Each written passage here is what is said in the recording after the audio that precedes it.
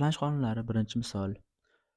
7200 metr balandlikda 216 kilometr taqsim soat doimiy tezda uchayotgan samolyotning potensial energiyasi kinetik energiyasidan necha marta katta? Endi 7200 metr balandligimiz radiusga nisbatan kichkina. Radiusimiz Yerda radiusi 6400 taqriban. Demak, unga nisbatan kichkina bo'lganligi uchun bizda g ni o'zgarishini inobatga olmayman va tezlik ham doimiy ekan. Demak, formula o'sha oddiy mexanikamizdagi formula mgh potensial kinetik bo'lsa mv kvadrat taqsim 2. Bizdan potensial kinetikdan necha marta katta degan savol beriladi. Demak, y1 ni 2 ga bo'lamiz. mgh taqsim mv kvadrat taqsim 2 massalar qisqarib ketsa 2gh taqsim v ni kvadrati. Demak, ketdik. 2 g ni qiymati 10 va 7200 metr balandlik pastda. V ni kvadrat 216 dan 2 yozamiz. Bizda muammo bular hozir kilometrda. Demak, ularni metrga o'tkazish uchun 3 va 6 ga bo'lib chiqishim kerak.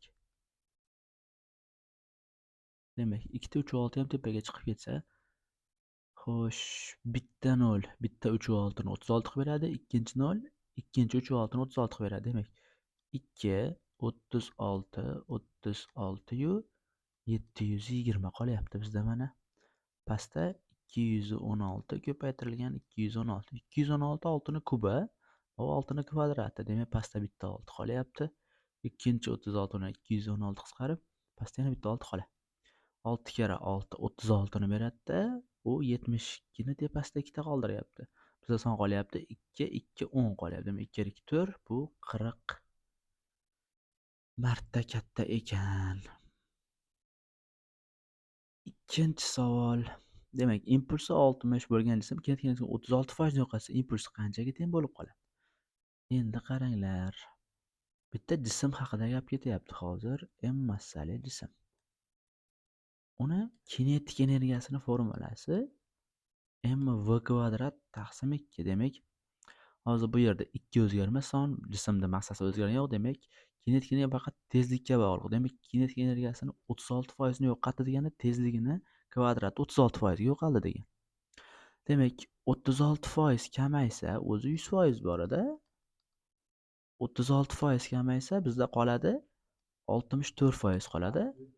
Buni qism jihatdan gaplashsak, mana v1 kvadratni 0,64 qismi v2 kvadrat teng bo'lyaptimi?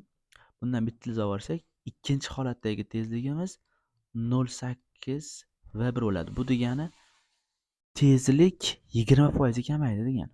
Endi impuls qanchaga teng bo'lib qoladi deyapti.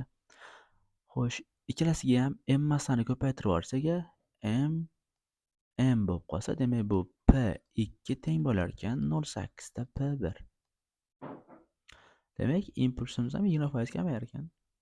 Chunki u tezlikni o'ziga proporsional. Kinetik energiya tezlik kvadratiga proporsional bo'ladi. Demak, p2 teng bo'lyapti 0,8 ko'paytirilgan p1imiz 60 edi. Demak, p2 ni qiymati 48 kilogramm ko'paytirilgan metr taqsim sekund.